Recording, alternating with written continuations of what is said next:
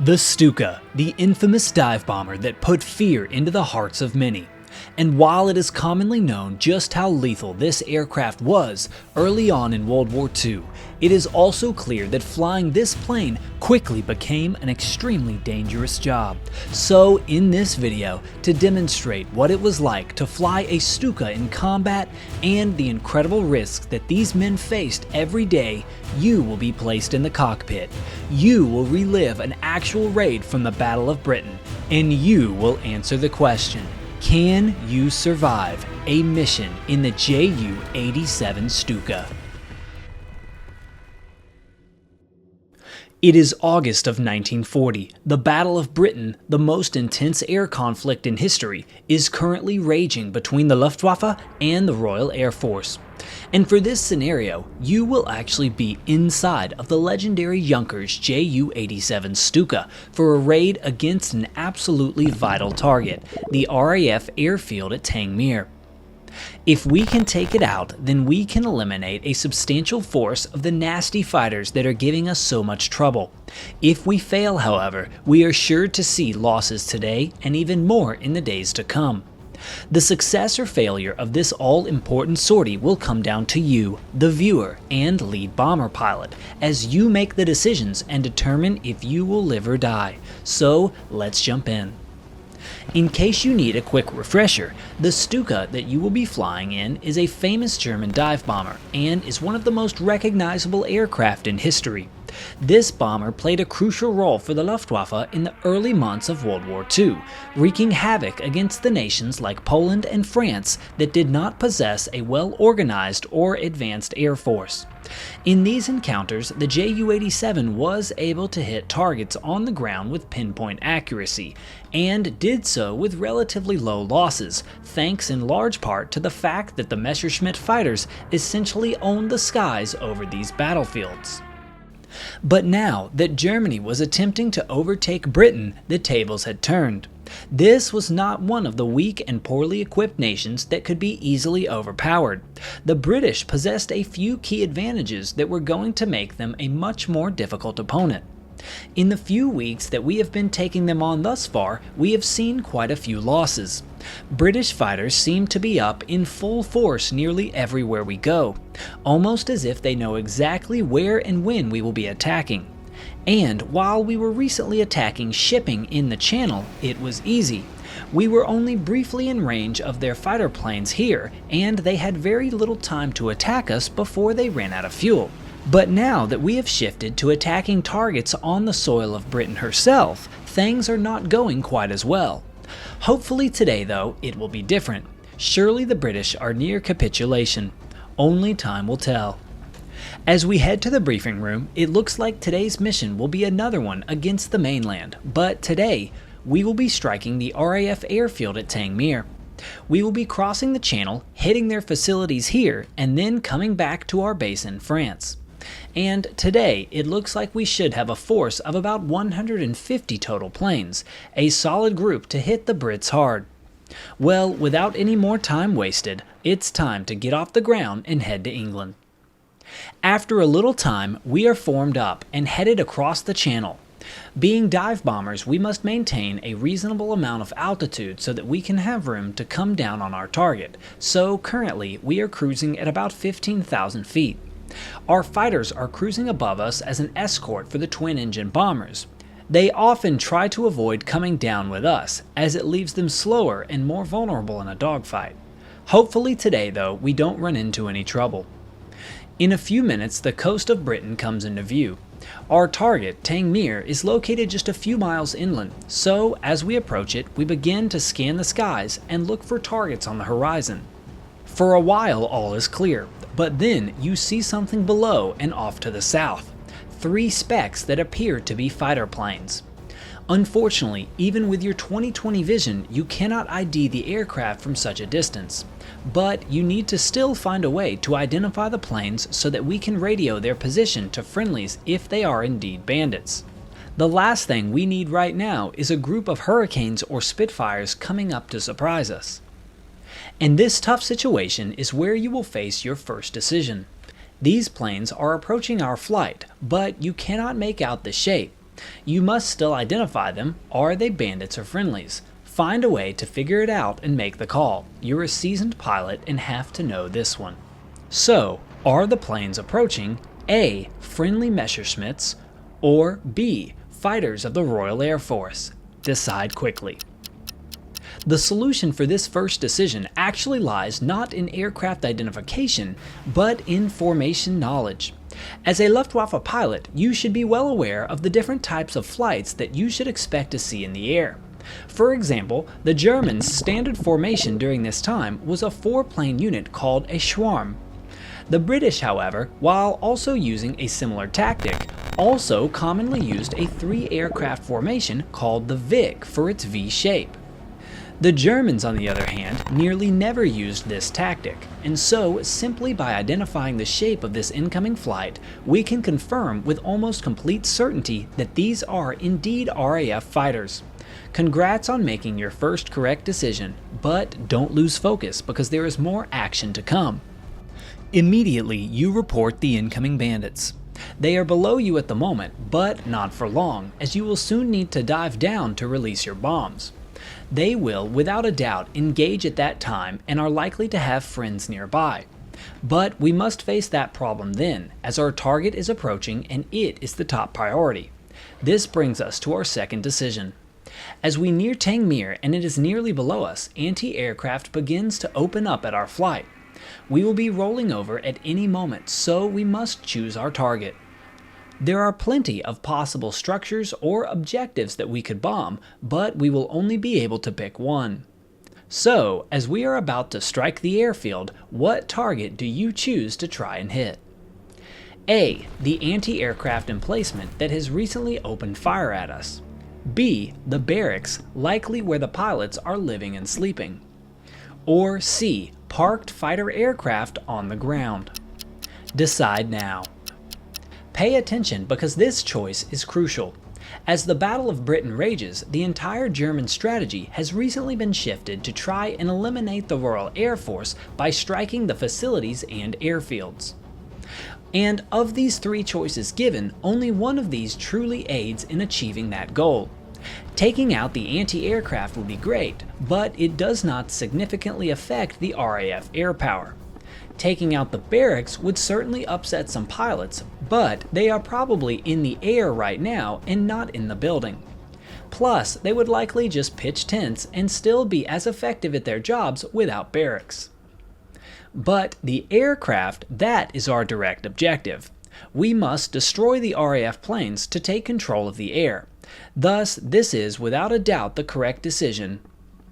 Good job once again. Just a few seconds later, we roll over and begin our dive.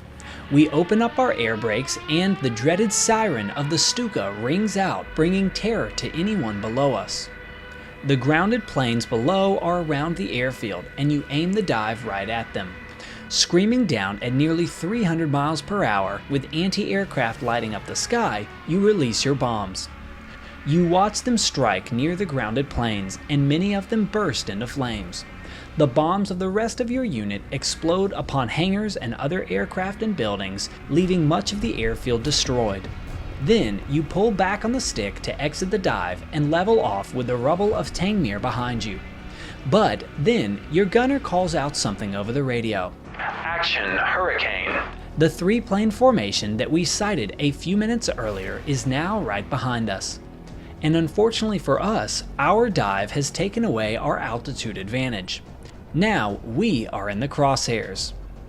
Immediately, you must give an order to your flight, otherwise chaos and panic could potentially ensue.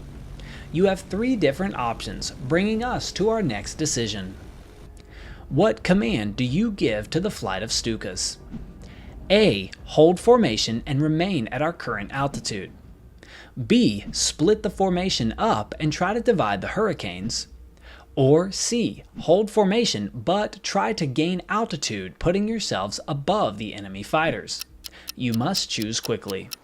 This particular decision, without a doubt, is life or death. As the Hurricanes, which now look to be nearly a full squadron, are preparing to dive on you, your defensive strategy will be key to your survival. First, you must choose to try and remain together. If you split apart, you become easy prey for RAF fighters, as a lone Stuka is not easily defended. But by remaining together, you can defend as a barrage of gunner fire and one cohesive air unit. But don't just take my word for it. Now, when we were encountering fighters and we were flying in a unit, then we were not doing individual movements. The groups stayed together, and it was a task of our gunners to shield them off. But we were flying in a formation, not in one level. We were flying in a widespread level and also in a level in altitude, in different altitudes, so that our gunners could better master the field. The correct decision is confirmed. Staying together is definitely the right call. While staying together, though, if you try to gain altitude, not only are you losing crucial airspeed, but you are also actually making it more difficult for your gunners to defend. This is because in the Stuka there is only one gunner, located on the top side of the aircraft. Thus, the underside of the Ju-87 is actually a vulnerable area of the plane, and can be difficult for its gunners to defend against. So, you would want to prevent allowing the Hurricanes to take advantage of this. Thus, the correct answer is A, to hold formation and remain at this altitude. Hopefully you got that one right, because here they come. As the tally-ho call goes out over the enemy radio waves, the Hawker Hurricanes dive down on our flight. The first British fighter opens up on one of our friendlies, behind and off of our wing. You immediately recognize that the plane is one of your close friends, Paul and his gunner Rudolph. You shared a beer with them just last night. You watch in horror as their Stuka rolls over and immediately goes down. In that same moment, you turn your head and another Hurricane begins downward, with his nose pointed right at you. Now, you will have to face this with a new decision, but this time you are moved to the gunner's position. As you prepare to open up and protect our plane, do you A. Open fire on the first Hurricane that just shot down your wingman, but is no threat to your aircraft? B. Wait for a better opportunity to open fire? Or C. Open fire on the Hurricane that is about to dive on your aircraft? Decide quickly. This decision is where one might have to deal with some emotion. After just watching your friend's plane torn apart, you cannot focus on that Hurricane. You must instead protect your own aircraft and try to survive yourself. Thus, opening up on the Hurricane that shot down Paul and Rudolph is not the correct choice. In addition, waiting will likely leave you dead. You must fire while you can. Thus, the correct option is to open up on the threatening Hurricane. You make the right decision and pull the trigger. Bullets fly between the both of you as you exchange fire, but luckily, you, the gunner, appear to score a hit. The Hurricane starts trailing smoke and turns away from the dogfight, where you watch him, proud that you were able to put one of the bandits out of action. But then, instantly, you realize that you have lost focus for just a second, watching the aircraft that you fired at. This is a crucial mistake. In that time, another Hurricane has pulled behind and opened fire, drilling your aircraft. The damage received is critical and likely fatal. It doesn't feel like the plane can be controlled at all. As the nose turns downward and the Stuka begins to lose altitude, you need to do something.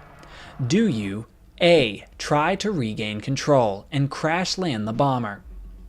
B. Bail out, hoping that you can survive from this altitude? Or C. Pray? Decide now. As your plane hurtles downward, trying to regain control is unlikely to be a successful endeavor. In addition, trying to make an emergency landing in a plane with fixed landing gear will probably result in flipping. And while praying is never a bad idea and is probably a good answer, you have to get out of the plane first. Otherwise, you may meet your maker before you can say amen. So, as fast as you can, you jump from the plane. making sure not to hit the tail on your way out. You pull your chute and watch the plane head downwards, where it explodes upon impact. A few minutes later, you drift downward and land in a British field, where you are quickly captured. There is no point in fighting on the ground. After all, German forces will likely be invading in just a week or two and will be here to liberate you. Tragically though, as you are escorted into the nearby town, you pass by a burning plane. It is the Ju-87 Stuka of Paul and Rudolph, and apparently both bodies have been recovered. You take it in and wonder why you survived and they did not. As you are taken to your holding cell until you can be transferred, you are allowed to write one letter.